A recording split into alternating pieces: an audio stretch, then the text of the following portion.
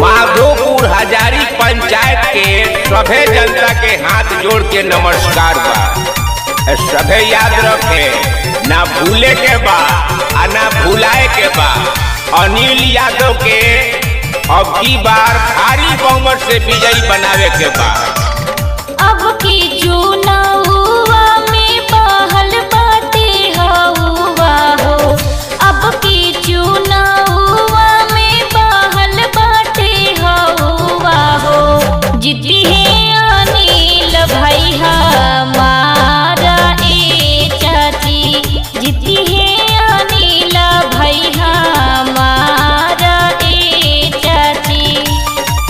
माधोपुर हजारी पंचायत के सभे जनता के हाथ जोड़ के नमस्कार बा। सभे याद रखे, ना भूले के बा आ ना भुलाए के बा।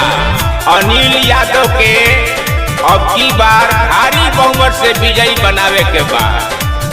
माधोपुर हजारी के सपना सजई है, रोड गली नाला सबके घर बनवई है। माधोपुर हजारी के सपना सजई है, रोड गली नाला सबके घर बनवई है।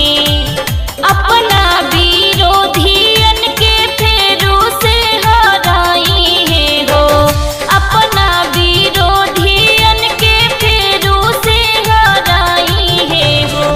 नीमन बाबू न कर बिचारा ए चाची, नीमन बाबू न कर बिचारा ए चाची।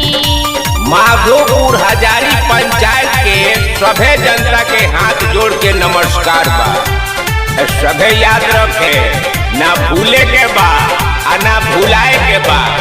अनिल यादव के अब की बार भारी बहुमत से विजयी बनावे के बा। दुखियन गरीबवन के हवे सहारा, पूरा पंचायत में होता जयकारा, होता जयकारा। दुखियन गरीबवन के हवे सहारा, पूरा पंचायत